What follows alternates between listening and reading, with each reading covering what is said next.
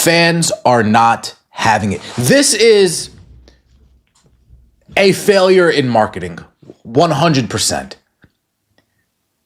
You guys are going to produce a Indiana Fever all access video package.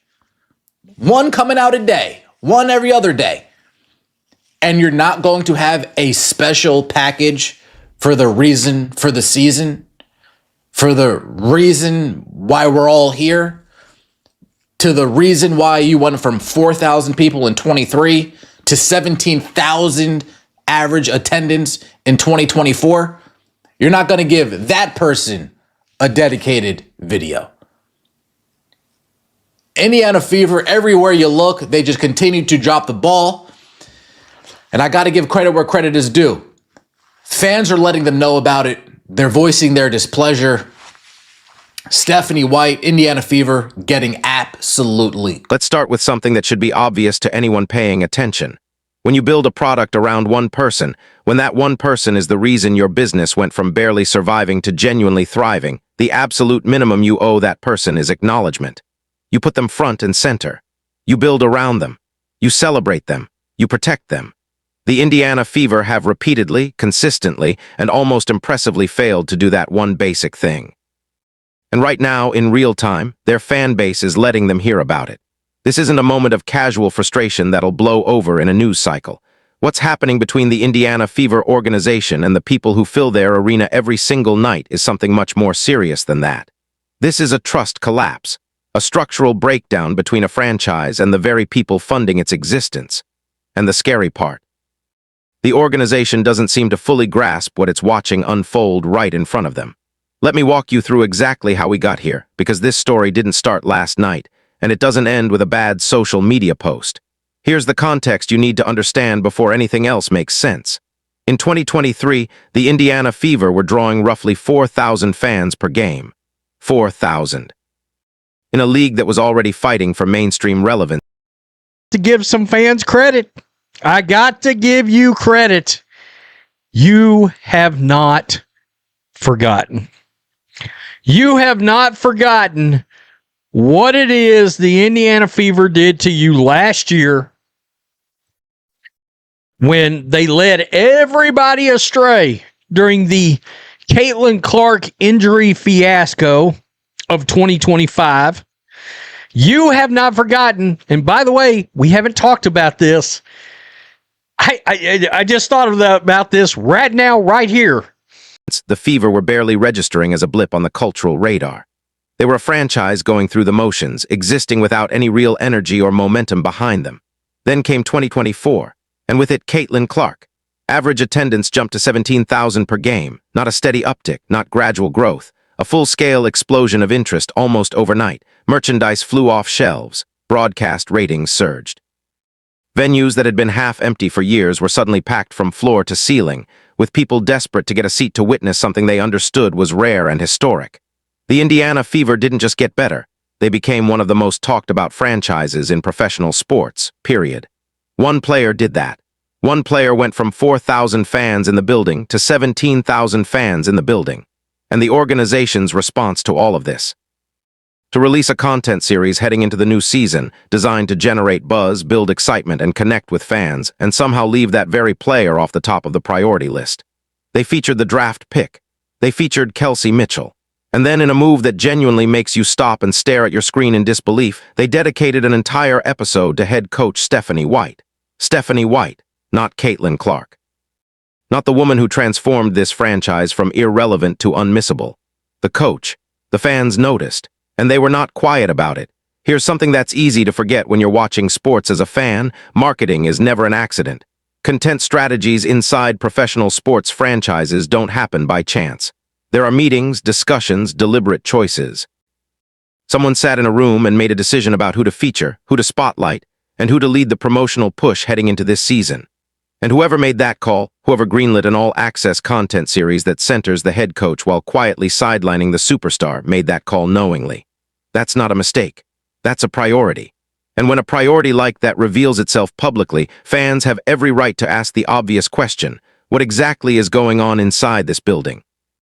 Because here's what everyone on the outside can see clearly, even if the people inside the Fever organization refuse to acknowledge it. The fan base that supports this team didn't fall in love with the Indiana Fever brand. They fell in love with Caitlyn Clark. They bought the jerseys with her name on the back. They drove hours to watch her play. They subscribed to streaming packages they'd never considered before. They turned WNBA basketball into appointment viewing, not because of a marketing campaign or a slogan, but because one player's talent and presence made it impossible to look away.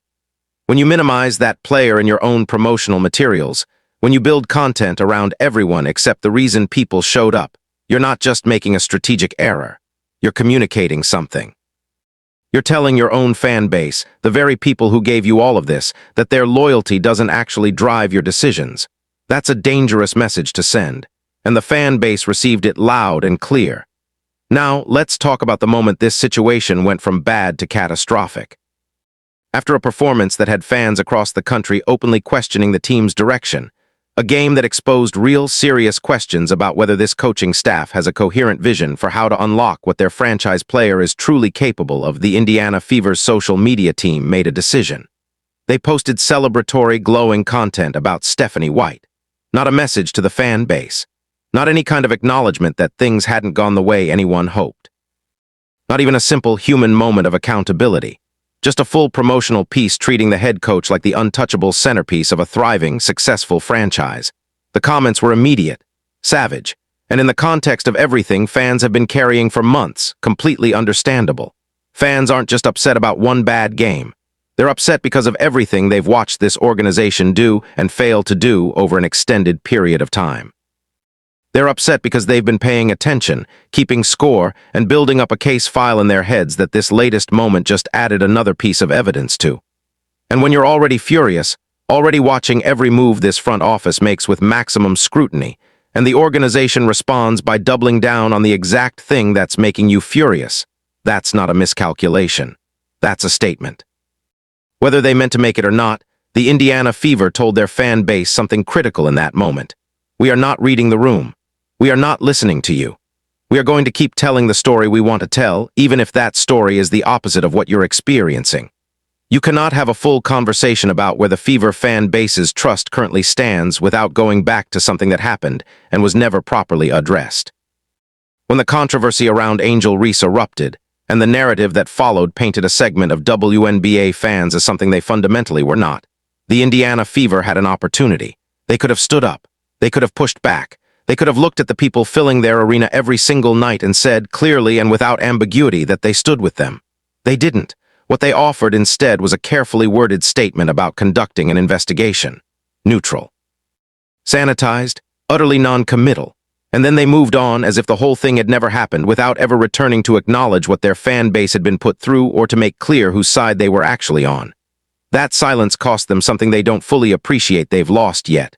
Because fans are not passive participants in this relationship. They are investors of time, money, emotion, and loyalty, and they expect something in return. When you stay silent at the exact moment your supporters need to hear from you, when you choose corporate neutrality over genuine loyalty, you break something that is very, very hard to repair. And the people who were there for that moment, they remember it. When they show up today and see the organization making decisions that feel disconnected from the people in the seats, that old wound gets reopened. Every questionable choice lands heavier because it lands on top of an already strained foundation. Trust is not rebuilt through press releases. It is not rebuilt through promotional content and carefully curated social media. It is rebuilt through action, through moments where an organization looks its supporters in the eye and proves, not with words but with decisions, that they actually matter. The Indiana Fever keep missing those moments, and the fan base keeps updating their mental ledger accordingly. Now let's address what the actual basketball has been showing us, because the frustration in the stands and on social media doesn't exist in a vacuum. It's being fed and validated by what people are watching on the court. When a player of Caitlyn Clark's caliber is on your roster, when she is universally considered the most must-watch talent in professional basketball right now, the job of everyone around her is to create the conditions where she can be her absolute best. The coaching staff, the front office, the supporting cast, everyone's primary function, whether they want to say it out loud or not, is to figure out how to maximize what she is able to do. What fans have been watching instead is a team that seems structurally at odds with its own best player. Strange rotations that don't make obvious sense. Game plans that appear to break down entirely the moment the opposition turns up the physicality. An on-court identity that doesn't seem built around the player who is supposed to be at its center. And the inevitable question, the one that fans have been asking all offseason and that recent performances have only made louder, is whether Stephanie White is actually the right coach for this particular moment and this particular player. That's not an unfair question. It's the right question. It's not a personal attack on White as a person or a dismissal of her career. It's a legitimate strategic concern about whether there is a fundamental philosophical mismatch between the way this coach wants to run a team and the way the team's most important player actually plays best. Because when you sit and watch closely and that mismatch keeps showing up, game after game, situation after situation, you can't keep dismissing it as noise. The fans raising this concern have been doing their homework. They've been watching the tape, comparing the performances, and asking hard questions about whether this organization is truly building around Caitlyn Clark, or whether it's building something else and just hoping she fits inside it. Here's the uncomfortable truth that the Indiana Fever front office needs to confront, even if they don't want to. Every decision they make from this point forward is going to be scrutinized at a level most sports franchises never experience. That comes with the territory when you have a superstar of this magnitude on your roster. The attention that Caitlyn Clark brings to this franchise is extraordinary, and the flip side of that attention is that there is nowhere to hide when things go wrong. The fans who built this movement are not casual observers who will quietly accept whatever they're given. They are deeply invested, deeply informed, and deeply loyal to the player who earned that loyalty through her talent and competitive drive. When they feel like the organization is working against her, or failing her, or simply failing to understand what they have, they are going to say so. Loudly, repeatedly, and with the kind of social media reach that makes every miscalculation immediately public. The Indiana Fever are standing at a crossroads. They can continue on the path they're on, making decisions that feel disconnected from their fan base, posting content that ignores the emotional temperature of their own supporters, and operating as though the extraordinary thing they've been handed is something they can take for granted. Or they can genuinely reckon with the reality of their situation. The reality is this: you are a 4,000 fan franchise. You are now a 17,000 fan franchise. One player made that happen. Your fan base knows it. The entire sports world knows it. The only people who seem to keep forgetting it are the people inside the building who are supposed to know it best. What the Indiana Fever fan base is expressing right now, the anger, the frustration, the pointed social media commentary, is not the reaction of a spoiled fan base that doesn't appreciate what they have. It's the reaction of a group of people who are deeply invested in something they believe in, watching an organization consistently fail to protect and maximize the very thing that makes all of it worthwhile. They haven't forgotten the injury fiasco. They haven't forgotten the silence when it mattered. They haven't forgotten the marketing decisions that told them where they actually stood on the priority list.